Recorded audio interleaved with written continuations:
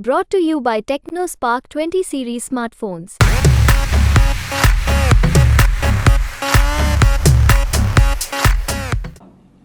देखिए, पिछले समय से जब तहकीकात चल रही थी और मेरे ख्याल से इसी कारण से ईडी चाहती थी कि अरविंद केजरीवाल साहब आएँ ईडी के सामने।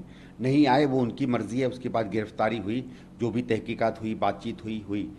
हम लोग बार बार इस बात को कह रहे थे कि भाई आप बहुत दिनों से आप लोग इसकी इन्वेस्टिगेशन कर रहे हैं, कैसे साल 2 साल हो गया है, अब तो आप इसको केस तक लाइए। इसका मैं स्वागत करता हूँ। जो भी पुलिस की थिंकिंग है, पुलिस समझती है कोई अभियुक्त है नहीं है, वो पुलिस जाने, पुलिस के सामने के साक्ष्य हैं वो जाने, इसमें हमें कोई कहने की बात नहीं है।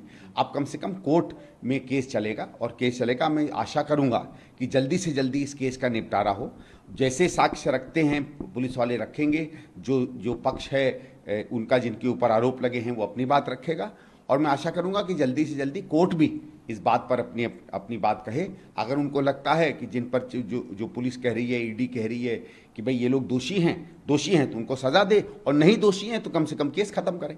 इसका सर राजनीतिक महत्व क्या देखते हैं आप दिल्ली के लिए, क्योंकि सर चुनाव जो इंडिया गठबंधन है वो तो पूरा लड़ ही इस बात पे रहा है कि जेल का जवाब वोट से देना। नहीं, देखिए ऐसा है, ये अलग बातें हैं, केस अलग बात है। केस में हम लोगों का कोई विचार नहीं है।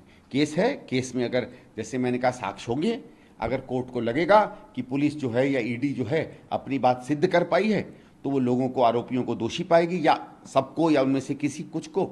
और अगर उनको लगेगा कि साक्ष्य या एविडेंस पूरा नहीं है तो उनको छोड़ देंगे। ये कोर्ट और पुलिस और जिनके ऊपर आरोप लगा है उनके बीच में।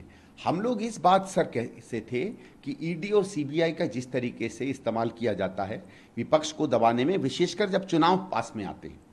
भाई कांग्रेस के अकाउंट्स को फ्रीज कर देना कभी हुआ है?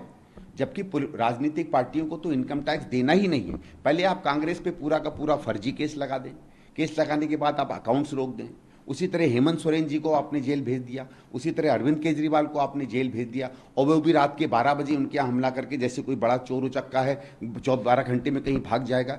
तो ये जो दुरुपयोग कर रही है अपनी सत्ता का, उसके खिलाफ हम लोगों ने कहा था कि नहीं, ये एक अच्छी स्वच्छ सरकार के कामकाज का तरीका नहीं है।